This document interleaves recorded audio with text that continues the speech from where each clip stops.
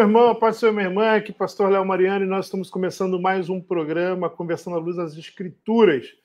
É um bate-papo onde nós tratamos sobre assuntos que fazem parte do universo cristão ou não, mas sempre à luz da palavra do Senhor. Hoje o nosso tema é a nova teologia da prosperidade. A teologia da prosperidade, como basicamente todas as pessoas conhecem, ela tem uma nova roupagem. E aí a gente quer falar um pouquinho sobre isso e convidamos pessoas muito especiais para estarem conosco. Eu vou colocá-los aqui juntamente conosco nesse momento. Tenho aqui o pastor Manu Mesa Barba, e já vai falar rapidamente. Daqui a pouco, pastor Adriano Moreira, Glória Cruz e pastor Pablo Arthur. A todos vocês, meus amigos, eu agradeço o fato de terem aceitado o nosso convite. Muito obrigado por estarem aqui. Pastor Manu, obrigado pela aceitação do convite, meu querido. Eu que agradeço, Léo. Um privilégio, um prazer estar com vocês aqui. Muito obrigado. Amém. Pastor Adriano, obrigado, amigo, por aceitar mais uma vez estar conosco. O prazer, a honra é toda nossa de participar mais uma vez dessa conversa à luz das Escrituras e poder contribuir um pouco aí com o reino de Deus e com os nossos ouvintes. Meu grande mano, Pablo Arthur, pastor lá na Delondrina. Amigo, obrigado por aceitar o convite, por estar conosco aqui. Eu que agradeço, Léo. Um abraço a todos, aos participantes, pessoas preciosas. Nós amamos, admiramos e é um prazer também falar com o pessoal que te acompanha nesse projeto tão especial. Amém. E minha amiga, está mais próxima de mim aqui, Glorinha Cruz, obrigado, amiga, por ter aceitado o convite e estar participando conosco aqui. Amém, pastor Léo, amados pastores, ouvintes, a alegria toda nossa. Esperamos contribuir aí para esse precioso debate. Bem, eu vou pedir a você que já conectou conosco que você possa pegar o nosso link, divulgar nas redes sociais que você tem, que você também possa divulgar aí nos grupos de WhatsApp. Eu sei que vocês têm grupos de WhatsApp, troca e venda, aqueles que vocês vendem as bugigangas de vocês, o grupo do condomínio, coloca lá no grupo da escola das crianças, coloque, se alguém reclamar, fala assim, eu só queria abençoar, desculpa aí o inconveniente, vai ficar tudo bem. Se alguém te banir do grupo, depois eu entro pedindo para que te coloque novamente. Mas entra lá, divulga esse link para que a gente possa abençoar o maior número de pessoas. Eu quero aproveitar ao máximo a oportunidade que nós temos hoje de bater um papo, e temos aqui 4 pessoas muito especiais para isso, começando com o pastor Manu. Pastor Manu, a gente tem visto aí uma nova roupagem sobre a teologia da prosperidade, através de teologia do coaching, através de tantas outros comportamentos e mensagens sendo pregadas nos nossos púlpitos, e o Senhor roda aí o Brasil, tanto em igrejas batistas como igrejas presbiterianas, assembleias, já esteve aqui com a gente no Caxambi. Qual tem sido a sua visão acerca desse novo discurso apresentado como uma ramificação da teologia da prosperidade? Ô, Léo, isso que está surgindo e acontecendo, que a gente está chamando aqui de teologia do coaching ou nova teologia da prosperidade, na verdade é uma nova roupagem daquilo que sempre acontece. Então, se a gente olhar na perspectiva da história da igreja, sempre vai haver, em qualquer tempo, um movimento de facilitação do evangelho. Então, suponhamos que o evangelho é uma polpa 100% da fruta. E se você fizer o suco dessa polpa, pode ser que fique forte, pode ser que fique um pouco amargo, um pouco menos palatável. Então, o que é que as pessoas fazem? Colocam água, colocam açúcar, e aí dão uma diluída e uma adocicada nessa polpa para ficar mais palatável. Então, se você olhar na história da igreja, sempre houve, sempre há e sempre haverá aquele movimento de diluição do evangelho para torná-lo um pouco mais palatável, com a ideia de que ele se tornará mais atraente. Mas o ponto é que o evangelho é atraente exatamente porque ele é esse paradoxo. Ao mesmo tempo que ele promove santidade, promove moral, promove mudança e transformação, por outro lado, ele é atraente porque ele oferece a vida eterna. Oferece um presente que vale mais do que qualquer coisa nessa vida. Então, esse é o paradoxo do Evangelho. Deus nos ama e Ele nos aceita do jeito que estivermos. Mas Ele não quer que permaneçamos como estamos. Então, isso, para algumas pessoas, é um pouco difícil de passar. É como se fosse... Fica difícil de vender essa mercadoria se a gente apresentar os dois lados da moeda. Então, eu vou convidar a pessoa para a vida eterna, e o convite para a vida eterna, ele é praticamente irrecusável. Todo mundo quer ir para o céu, viver eternamente e ser abençoado por Deus. Mas se a gente não mostrar o outro lado da moeda, o lado do compromisso, o lado da transformação, o lado da mudança, da renúncia, aí isso torna um pouco difícil para algumas pessoas. Então, eu penso que esse movimento ele é mais um movimento para tentar diminuir o Evangelho e esconder essa outra face do Evangelho que traz dificuldade para alguns. Isso sempre aconteceu, vai continuar acontecendo, e o nosso papel é pregar o Evangelho puro e o Evangelho todo. E esse é o ponto.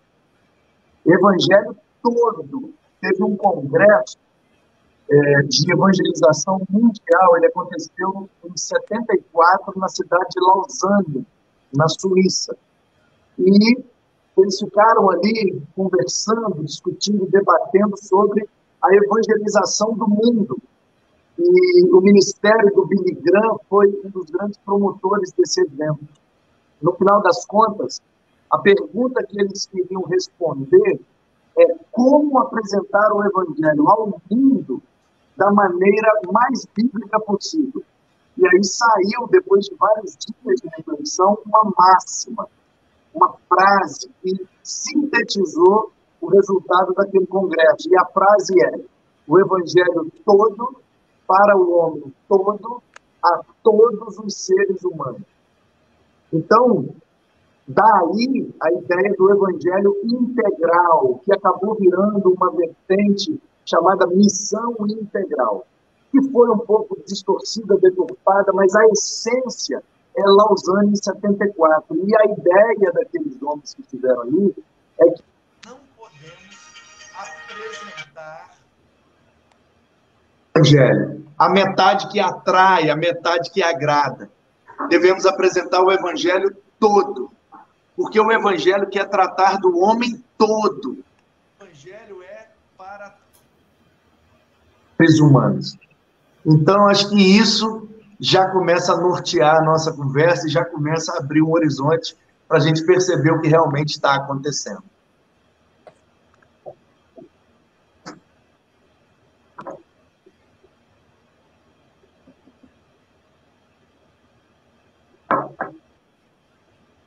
Léo, tá sem som. Pablo caiu ali.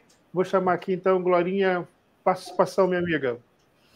Eu vou seguir na mesma esteira do pastor Manu, porque a identificação é justamente isso. A gente tem ouvido muitos teólogos, né, ou pregadores dessas novas roupagens da teologia da prosperidade, dizendo o seguinte: eu não posso ser criticado na minha pregação, porque a minha meta não é pregar o evangelho da cruz, o evangelho da crucificação.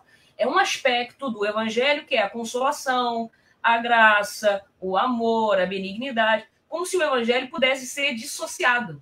É isso que o pastor Manu, eu imagino, era esse o teor, né, da nossa preocupação.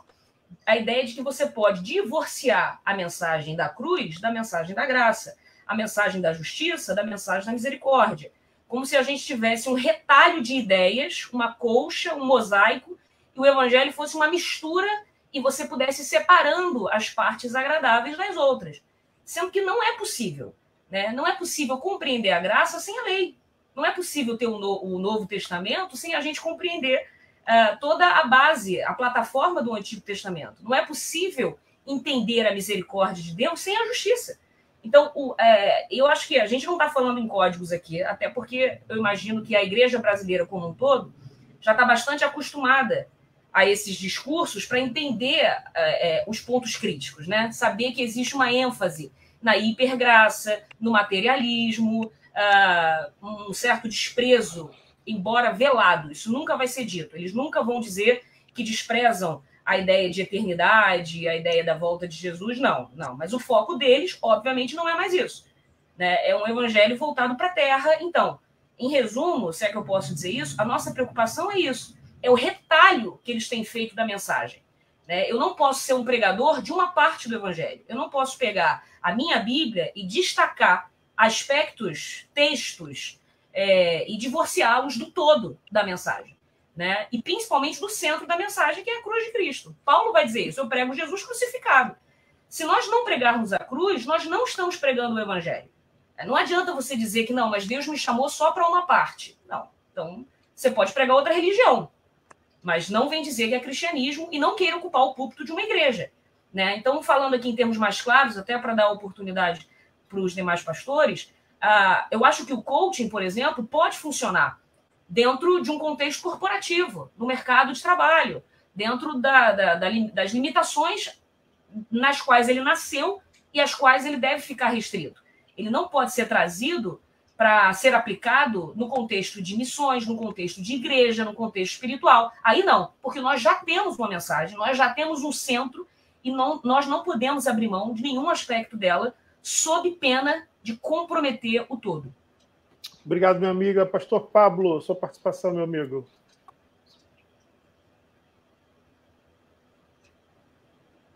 Pastor Léo, eu acredito que essa teologia da prosperidade, e hoje com as suas novas variáveis, ela é uma tentativa de sacralizar a ganância humana. Ela é uma forma diabólica de tentar trazer uma santidade a um desejo carnal extremamente marcado pela corrupção produzida pelo pecado, e que, se exposto dentro do ambiente religioso, será rechaçado imediatamente. Mas como esse desejo existe na humanidade, como esse desejo ainda permeia o ser humano, precisa arrumar de vestimenta para trazê-lo à luz e dar a característica até bonito meio. Ganha no meio cristão, no meio evangélico, essa roupagem maligna que é a teologia da prosperidade. É o Deus que deixou de ser um fim e passou a ser um meio. Nós chegamos ao evangelho e entendemos ele como uma gôndola onde eu posso captar todos os desejos que estão ali expostos e me satisfazer a partir da aquisição deles. Então, para mim, é muito preocupante, até porque se está tentando nutrir a criatura. Aquilo que devia estar morto está tentando ser mantido por essa teologia totalmente equivocada. Isso é um sério problema que, se de fato não for tratado pelo evangelho, vai ser comprometedor para a vida da igreja. Porque se nós tentarmos manter a velha criatura satisfeita, nós não vivemos pós-Cristo do evangelho, que é a morte para a vida de Cristo e eu ser, de fato, testemunha de Cristo. Não é falar sobre ele, mas viver a vida dele nesse mundo. Amém, meu amigo. Obrigado, pastor Pablo. Pastor Adriano Moreira, falando um pouquinho sobre essa temática, querido. Eu caminharia junto aí com os nossos colegas, mas eu queria pontuar duas coisas inicialmente aqui. Primeiro é que não existe nada novo em relação à teologia de prosperidade e teologia do coach. A gente tem novas roupagens, né? Quando você vai para as cartas do apóstolo Paulo, aos Colossenses, carta do apóstolo João, na sua primeira epístola, está se falando daqueles desdobramentos do gnosticismo, e que já é a partir daí, basicamente, pelo menos em registro bíblico, que nós temos o início desses desvios em relação ao evangelho. Mas a teologia, assim, da prosperidade, como a gente diria nessas últimas ondas, começa basicamente em 1930, Estados Unidos, com um cidadão chamado William Kenyon, e seguido aí por Kennedy Reagan, que é justamente o que já também foi dito aqui, pegando parte do evangelho que interessa e pregando a respeito disso, especificamente naquilo que tem a ver com conquistas, aquilo que tem a ver com a questão financeira, aquilo que tem a ver com você crescer e prosperar financeiramente como uma consequência de uma vida com Deus, de uma vida de fé, de uma vida que está, de fato, debaixo da bênção de Deus. Outra coisa que eu queria assim, apontar é que, dentro da nossa formação em administração, uma das coisas que eu sempre deixei foi muito claro para mim, a partir até dos próprios professores, é que o coaching, dentro da própria área da administração, não é uma coisa eficaz.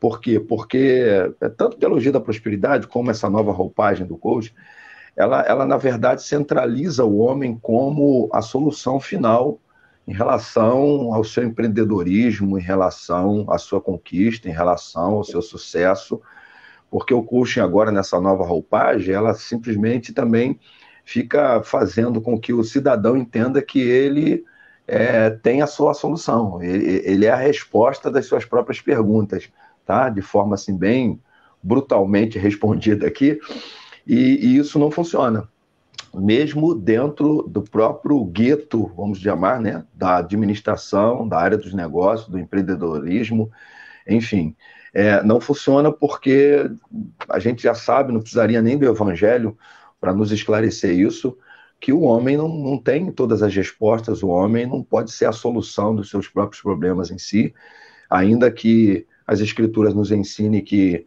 a gente precisa fazer a parte que nos cabe, a gente precisa não ser acomodados na vida, na existência, mas as escrituras deixam muito claro para nós, e a vida também, né? Deixa muito claro para nós que nós não somos a solução dos nossos problemas, senão nós não teríamos um mundo com tantos problemas, com tantas dificuldades. Então, eu queria só, inicialmente, pontuar essas duas coisas, essa questão que não é nada novo, a gente só está tendo novas roupagens de uma mesma heresia, isso desde lá, dos tempos apostólicos, e que até mesmo dentro da área da administração, essa nova roupagem, que é chamado coaching, né, não funciona, não é tão eficaz como se pensa que é. E quando se associa isso ao evangelho, fica pior ainda a situação. O que me deixa hoje muito assustado, né, muito assim, boquiaberto, é que nós estamos tendo hoje ministros do evangelho, pastores, homens chamados por Deus, e que a princípio já tem o seu chamado, sentados para poder ouvir alguém que é um palestrante motivacional do coaching, ensinando o camarada a como exercer o seu ministério. Então isso para mim fica muito assustador, mas enfim, vamos prosseguindo aí a nossa batalha de hoje. Amém? Amém. Obrigado, pastor. Pastor Manu, o que atrai tanto nesse discurso? Por que tantas pessoas são atraídas por um auditório ou para um local onde isso é pregado como verdade? E pegando um gancho do que a Glorinha disse, se isso está restrito, de repente, ao campo administrativo, e aí salvo também a exceção que o pastor Adriano acaba de citar, ok.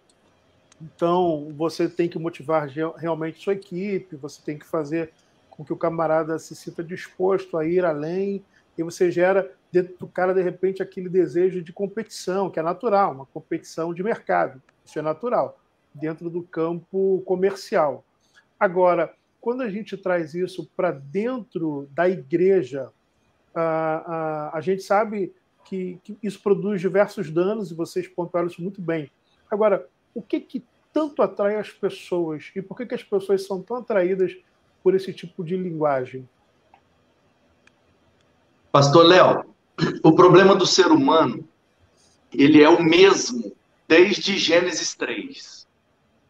Então, nós temos um ser humano antes de Gênesis 3, um ser humano inocente, um ser humano limpo, ser humano puro, sem pecado.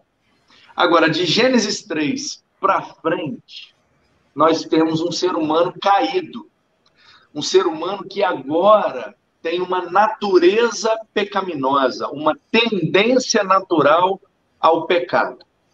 E a raiz de todo e qualquer pecado é o egoísmo humano. Então, por que é que eu roubo de alguém? Porque eu sou egoísta, eu quero aquela coisa para mim. Então, eu pego para mim. Por que é que eu pego a mulher de alguém? Porque eu quero a mulher dele para mim.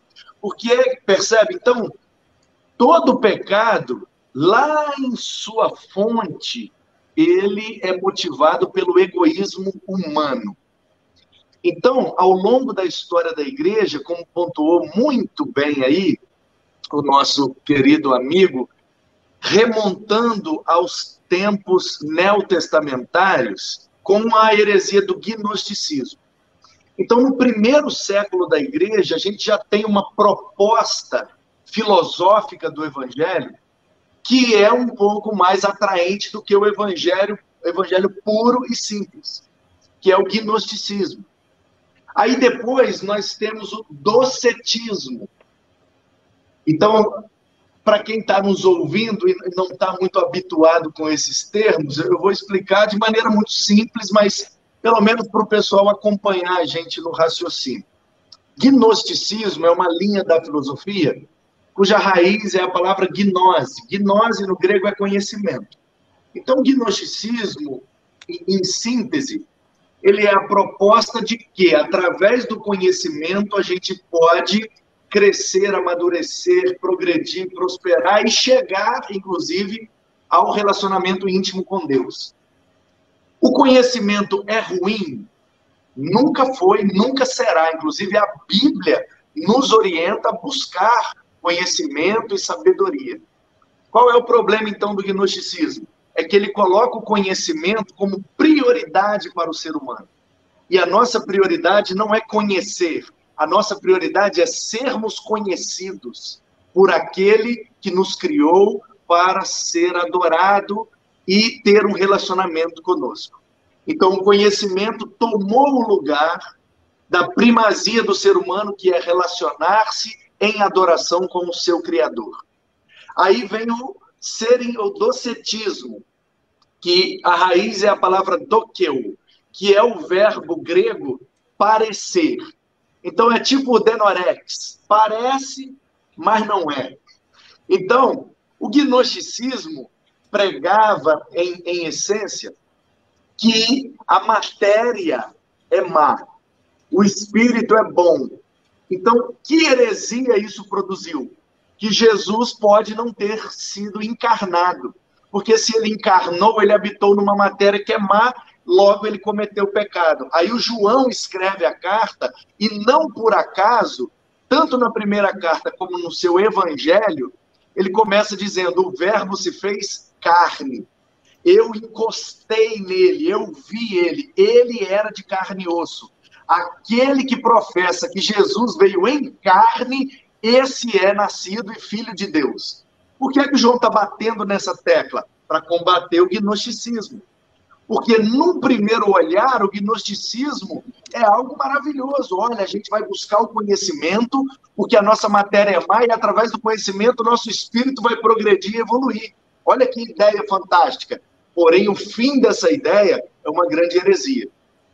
Aí vem o docetismo dizendo, olha, as coisas parecem, mas não são na realidade. Então, Jesus parece Deus, mas ele não é Deus em sua plenitude. Ele é um ser humano.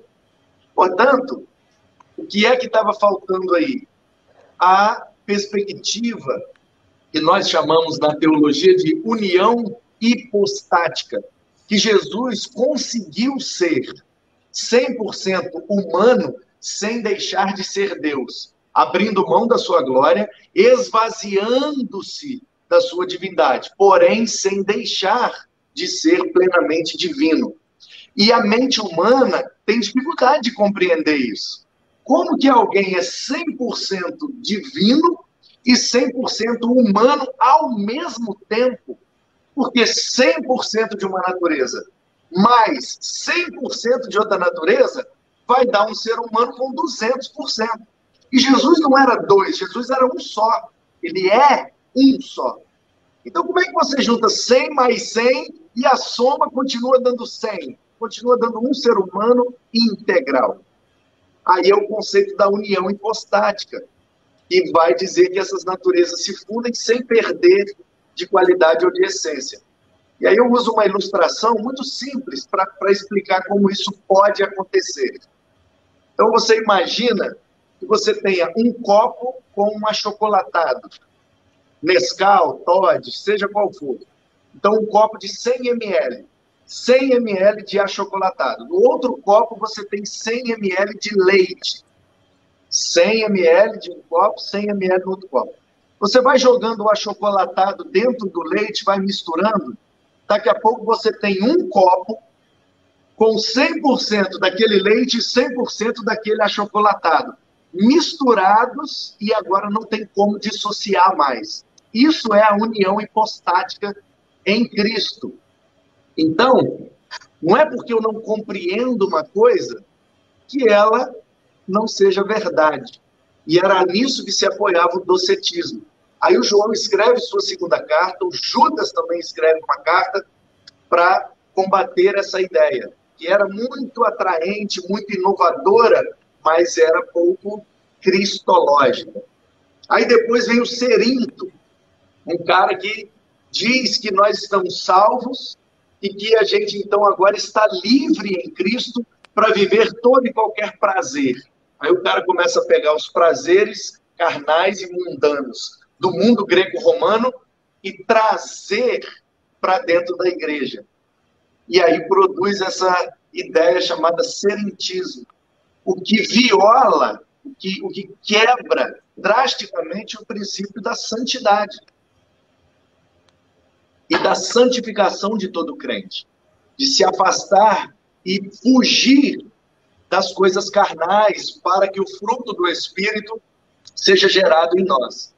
Então, no primeiro século, a gente já tem gnosticismo, docetismo e serentismo, como novas propostas para tornar o evangelho mais atraente. E aí, no tempo dos pais da igreja, a gente tem mais um monte de ideias que vão surgindo como se o evangelho estivesse ficando arcaico, antigo, irrelevante. Então, vamos dar uma nova roupagem. E aí a gente tem N ideias. Depois, na Idade Média, nós temos a questão da prática religiosa, a questão das obras, a questão das indulgências. Então, eu tenho que pagar um preço pela minha salvação, pela minha santidade, pela minha aprovação diante de Deus. E aí, 1000 anos onde essa prática devastou a igreja. Aí acontece a reforma. Em 100 anos, a partir de John Hus, até 1517, com Lutero pregando as 95 teses, a coisa dá aquela mexida na Europa como um todo. E logo a partir disso, a gente tem um movimento de contra-reforma que vai buscar os novos continentes, os novos povos, com uma outra perspectiva do evangelho, numa pegada muito religiosa, ritualística, para facilitar ao máximo a adesão dos novos adeptos à religião cristã. E aí isso só vai mudando a embalagem, mudando a roupagem, mudando a apresentação, mas no fundo, toda e qualquer modificação do evangelho é para satisfazer um desejo egoísta do ser humano. E aí isso aconteceu desde a igreja primitiva, passando por todas as épocas, até chegar no século XX, onde isso se tornou a chamada teologia da prosperidade, porque vai colocar o homem no centro do negócio. Aí o que a gente chama de antropocentrismo. Pega o homem e bota no centro. Você é o centro, você é o motivo, você é o alvo, você é tudo que existe, foi criado e revelado é por sua causa. Aí coloca o homem no centro. Isso dá uma massageada no ego, isso dá uma afagada no egoísmo humano e ele se abre para essa nova proposta e perspectiva porque é mais agradável. E aí vem agora essa nova teologia da prosperidade, que é a teologia do coach, ou seja, a maioria das pessoas está com dificuldade financeira, A maioria das pessoas tem dificuldade de relacionamento, a maioria das pessoas tem dificuldade de lidar com aquilo que é, com suas características físicas, emocionais e espirituais. Então, toda e qualquer proposta que vai atender a essa demanda, eu vou te ensinar a lidar melhor com o seu dinheiro, lidar melhor com as pessoas e lidar melhor consigo mesmo. Qualquer proposta que vá nessa direção vai ter um crédito diante de qualquer ser humano, porque essa é a demanda de todos. Então, você vai mudando a embalagem, vai oferecendo sempre a mesma coisa. Por que é que sempre tem muita gente que para ouvir? Porque é exatamente o que todos estão desejando. Como é que eu faço para botar minha vida financeira em ordem? Como é que eu faço para me relacionar sem brigar? E como é que eu faço para me olhar no espelho e me amar sendo como sou? Então, sim, isso vai ser extremamente relevante para quem tem esse tipo de anseio. Mas sim, quando a gente vai para o Evangelho, quando a gente vai para a doutrina dos apóstolos, a gente vê que o centro é Cristo, que a causa é Cristo, o motivo é Cristo. E a nossa razão de viver é viver para agradar a Cristo e sermos embaixadores de Cristo nessa terra. Isso é o Evangelho.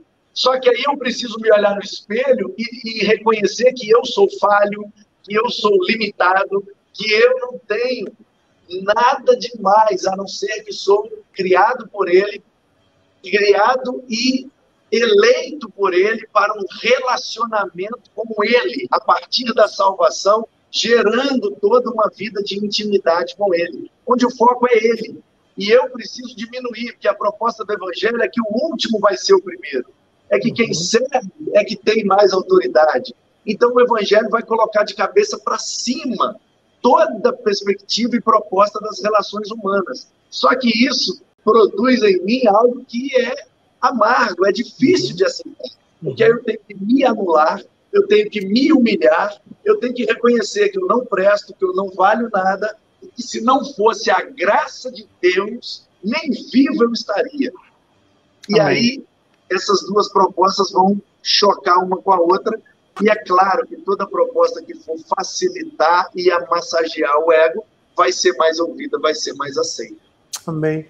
Pablo, amigo, eu ouvindo aqui o pastor Manu, também me ocorre que, além da proposta do coaching, a gente tem a hipergraça, né, também com uma pegada aí voltada para a necessidade humana de se sentir amado, de se sentir querido, independente do que se faça, independente do que se diga, de comportamentos, etc. e tal.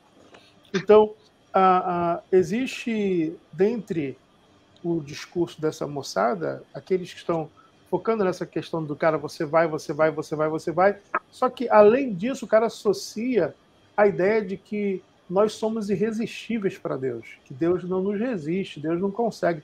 Deus olha para a gente e fala assim, é cuti-cuti, eu não consigo viver sem você. E qual é o grande problema disso? Nós achamos que Deus ignora até o nosso pecado só porque nos ama.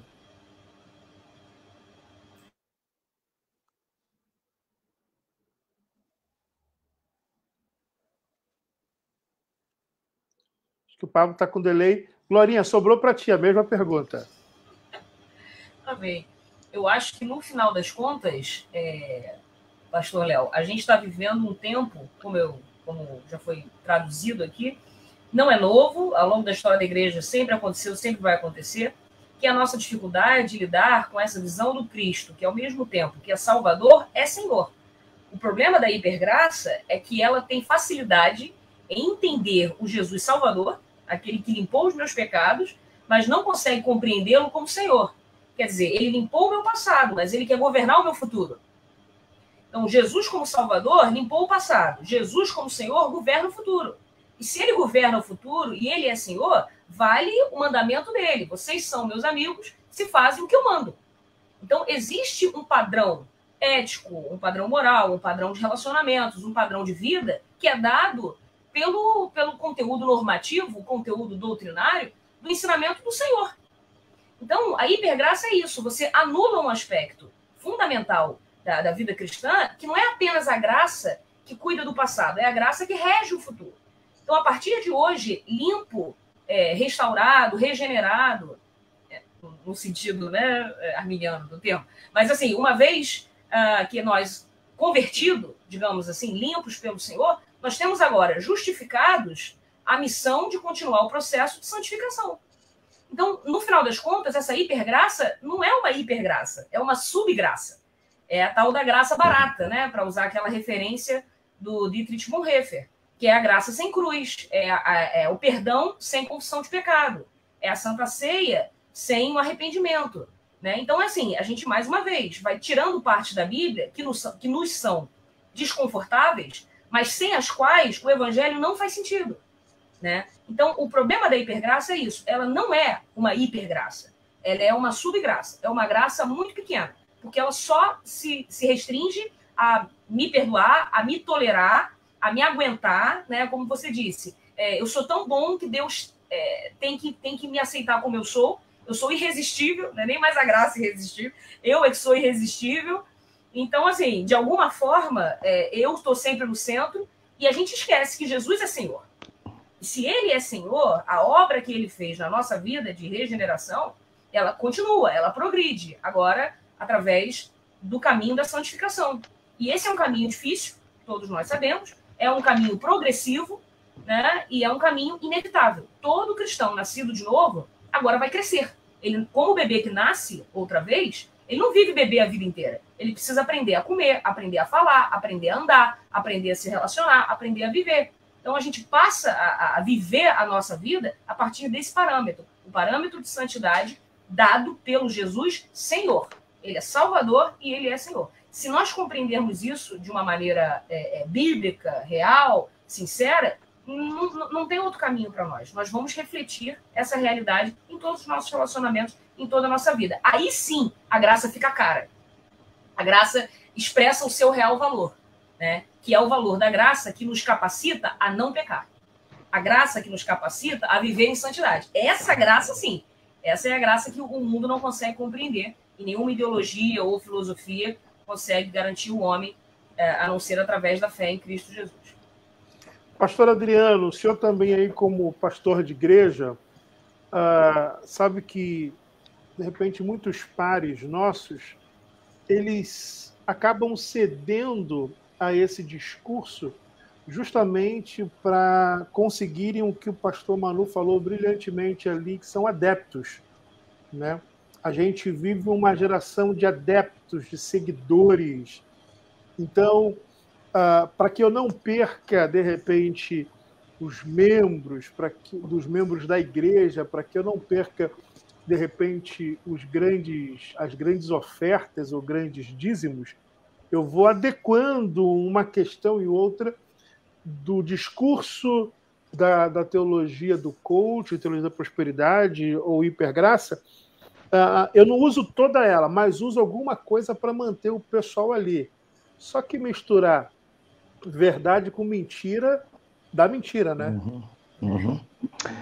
Na verdade, o grande problema é que nós ainda avaliamos e discernimos o reino de Deus, no caso da liderança, de modo muito anti-evangelho, né?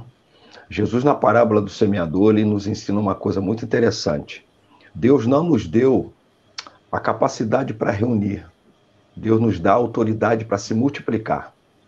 É interessante que ele vai dizer que, por mais que você tenha todo o empenho e desempenho no reino, por mais que você esteja pregando o verdadeiro evangelho, que é a semente, só tem 25% de aproveitamento disso. E não tem como você mudar esse resultado. Ok? Ou seja, porque Deus não quer que você reúna 4, Deus quer que você faça o 1 multiplicar. É o 1 que se multiplica por 30, por 60 ou por 100. É isso que o texto bíblico diz para a gente. E isso tem a ver com qualidade, não com quantidade. A gente ainda continua visualizando, tentando discernir, a gente ainda continua se avaliando, se autoavaliando e avaliando ministério a partir de quantidade. A gente ainda tem isso, infelizmente, na nossa alma, a gente ainda não se libertou desse negócio. Eu costumo dizer que de vez em quando a gente precisa ir por um desencapetamento total para poder a gente sair, tirar essas coisas do nossa alma, do nosso coração, né? E por que infelizmente, a gente encontra exatamente isso nas pregações, nas ministrações? Porque as 3 grandes características que essa teologia do coach tem, e que já foi dito aqui de alguma forma, o humanismo, que é o antropocentrismo, onde a gente coloca o homem como centro, e a gente começa, então, a massagear esse ego, a gente começa a dizer que o cara que é a resposta das suas próprias perguntas, a gente não tem o equilíbrio porque hoje eu vejo dois grandes extremos. É aquela pessoa que ela é altamente espiritualizada, né? Espiritualista, melhor dizendo, que ela vai jogando tudo para as mãos de Deus e ela não levanta, ela não faz a parte que lhe cabe, ela não se esforça, ela não se prepara, ela não se capacita. Esse é um extremo. E o outro extremo é quando a gente também começa a dizer assim, não, Deus, pode ficar sentadinho aqui, que eu sou o cara do momento, esse cara sou eu, né? E a gente vai...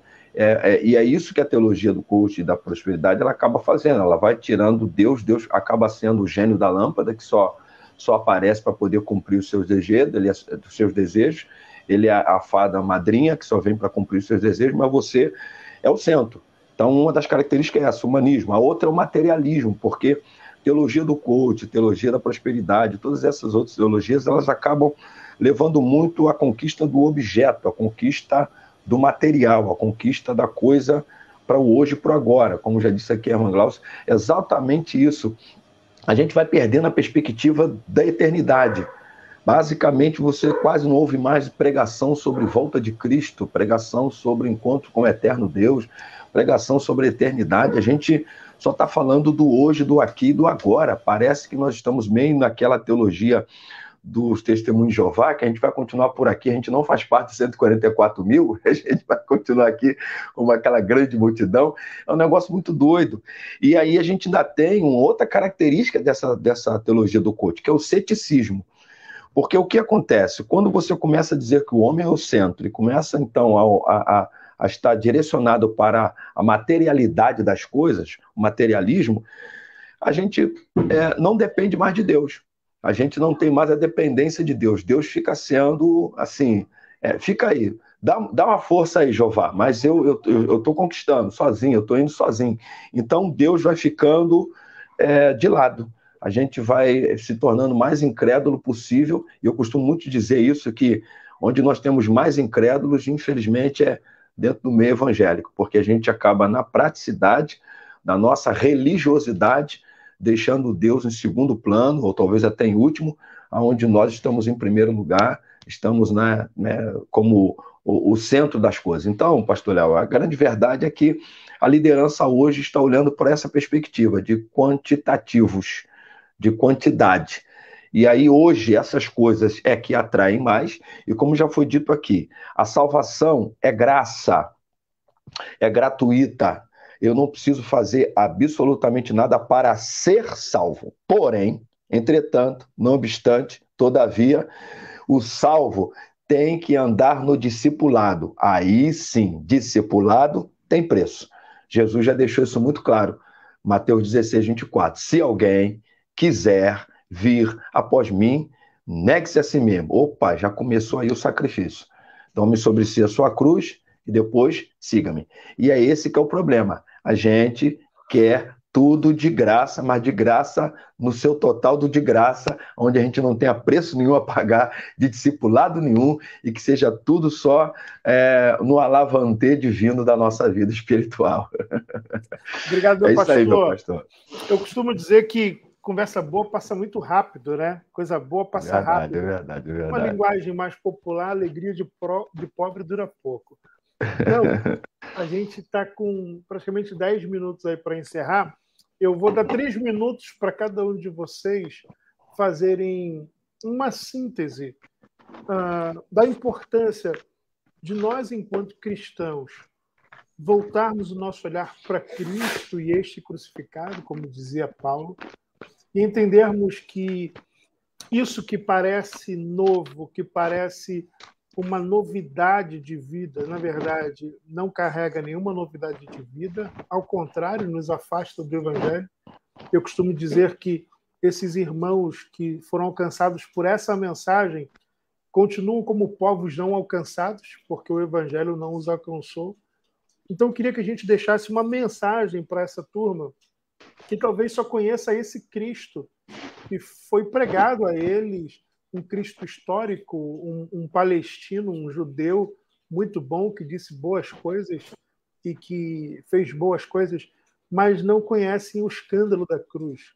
Então, eu queria que a gente encerrasse aí 3 minutos para cada um de vocês deixarem uma mensagem sobre esse escândalo, sobre esse Cristo crucificado e o quanto isso está distanciado dessa mensagem de hipergraça ou mensagem de que você tem que ter muitas coisas para glorificar a Deus ou para dar bom testemunho daquilo que Deus faz. Começando aí pelo pastor Manu.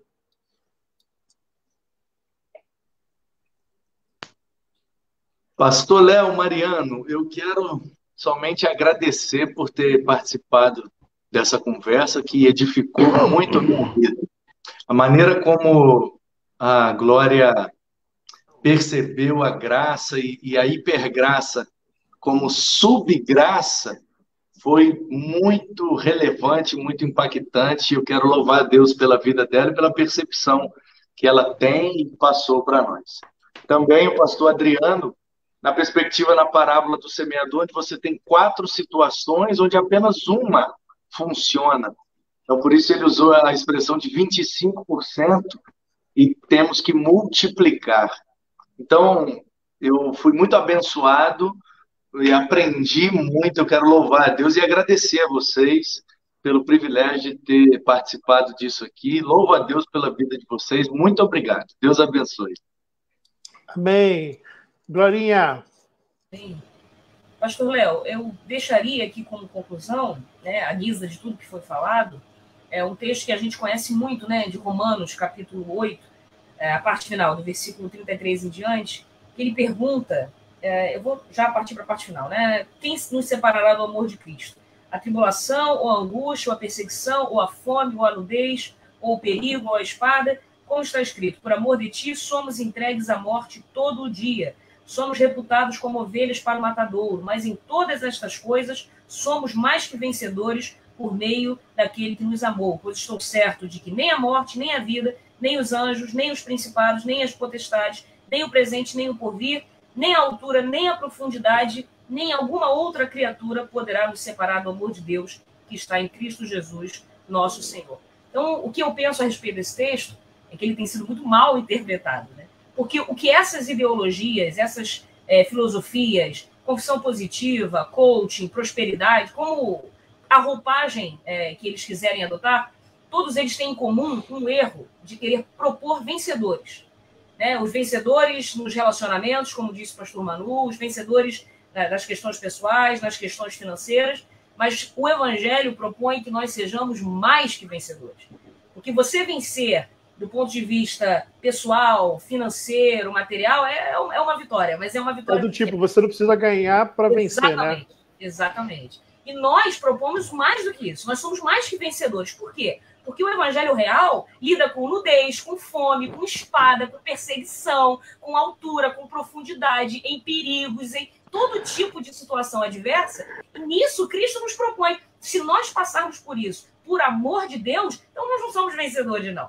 Vencedor é o Bill Gates, vencedor é o Steve Jobs. Eles venceram para o mundo. Nós somos mais que vencedores.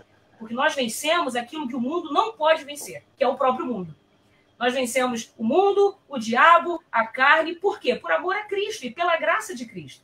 Então, eu acho que o grande problema, eu repito isso, é que a teologia da prosperidade ela é pequena diante do verdadeiro evangelho. Eles querem tentar aumentar o evangelho, tornar o evangelho mais atrativo, mas para o verdadeiro cristão isso é repulsivo.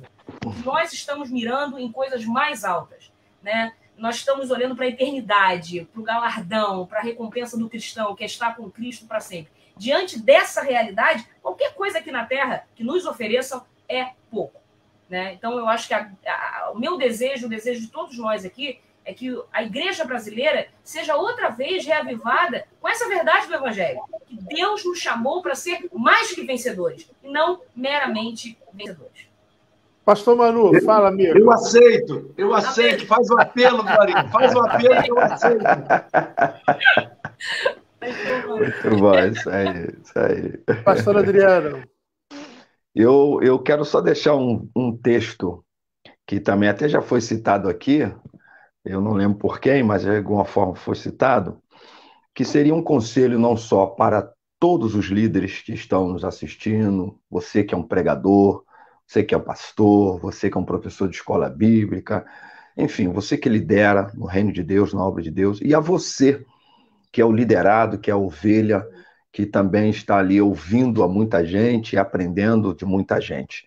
É Paulo, com aquela liderança lá de Mileto, em Atos capítulo 20, verso 27, quando ele diz assim: porque jamais deixei de lhes anunciar todo o plano de Deus. A versão aqui é NAA. Ou seja, não se contente nem em pregar e tampouco em ouvir parte do evangelho, porque isso é a grande regra da hermenêutica, né? O texto sem o contexto, ele sempre será pretexto para qualquer coisa, que normalmente será heresia, porque fugiu do seu contexto. Então, não deixe de pregar todo o evangelho. E como já foi dito aqui, a teologia da prosperidade é pequena demais. Qualquer pedacinho do evangelho, fora do restante, é pequeno demais. O evangelho é muito mais do que isso. O evangelho, boas novas da salvação, o evangelho é muito maior, o evangelho é muito pleno, o evangelho é completo, o evangelho é plenitude, o evangelho é Cristo, o evangelho é o verbo que se fez carne. Então, qualquer pedacinho que não apresente o todo é pequeno demais. Então, você que ministra e você que ouve, você que é ministrado, sempre todo o plano de Deus. Essa é a nossa palavra, e eu tenho certeza que também a gente cresceu um pouquinho mais aqui nesse nosso debate. Esperamos também que você que nos tem ouvido também tenha crescido um pouco mais. Deus abençoe. Obrigado, meu pastor. Eu sou muito grato a Deus pela vida de vocês, pastor Adriano, pastor Manu, Glorinha, que terem aceitado bater esse papo de 1 hora. Eu vou pedir a direção do programa, falando, eu preciso de mais tempo, porque quando o caldo engrossa, aí tem que cortar aqui. Eu vou conversar com a direção, vou conversar com a presidência. Eu preciso de mais tempo, porque, usando uma linguagem bem assembleana, quando o rolo desce... Pastor Léo, enquanto a gente falava, né, aquela questão que o senhor falou do perigo das igrejas, com medo, né, de perder números, perder membros, adotarem alguns aspectos, me veio à mente, agora eu lembrei, de uma frase do reverendo Elias Dantas, né, do Global Kingdom. Ele tem uma frase muito especial. Ele diz assim: o papel da igreja é cuidar dos pregadores, né, dos líderes, dos pastores, dos ensinadores, é cuidar da profundidade. Deus cuida da expansão. Eu achei isso muito especial. Que quanto mais profundos nós formos no evangelho, na raiz, Deus vai fazer crescer. Né? Então, o problema é quando a gente inverte. A gente quer cuidar da expansão e fica raso. É um mar de conhecimento com falta de profundidade. Então, se eu pudesse fazer um apelo, né, a quem está se sentindo tentado, não, Glorinha, mas o meu departamento de jovens, o meu departamento de casais, de mulheres, a minha igreja só vai crescer se eu adotar essa metodologia, ou se eu partir para essa perspectiva. Né? Eu ficaria com o conselho do pastor Elias Dantas, que é especialista em missões, e ele diz isso, né? Quando a igreja cuida da profundidade, Deus cuida da expansão. Amém. É isso. É isso. Bem, amigos, eu agradeço vocês por terem aceitado o convite, e aí, sendo redundante, porque eu disse isso no início, mas eu sou muito grato, porque eu acredito que esse tempo abençoou muitas pessoas. A gente vai ter recortes desse programa sendo lançados na rede social, com o intuito de a gente conseguir propagar ainda mais essas verdades que precisam ser ditas. Então, eu sou muito grato, pastor Manu, sou muito grato, Glorinha, pastor Adriano. Amém. Pastor Pablo teve dificuldade lá com a questão da internet, ela estava oscilante lá onde ele estava, e aí ele pediu desculpas. Eu falei, meu amigo, fica tranquilo, a gente te terá na próxima semana. Pastor Manu, eu espero poder contar mais vezes com o senhor, estando no Espírito Santo, onde quer que esteja. Glorinha, pastor Adriano já tem carteirinha de membro aqui do programa da conversa. Eu espero fazer uma carteirinha de fidelização de todos vocês, porque foi muito proveitoso. E eu queria encerrar pedindo ao pastor Manu para orar pelos nossos irmãos, por nossas igrejas, por nossos pastores e pregadores, para que a gente jamais deixe de pregar todo o Evangelho e para que todos nós possamos experimentar o poder de ter em si todo o Evangelho, de receber todo o Evangelho, a transformação em nós, que só é provocada por todo o Evangelho. Amém. Vamos orar. Pai, nós te agradecemos pelo privilégio de estarmos juntos, refletindo sobre as coisas do teu reino, baseados nas orientações da tua palavra.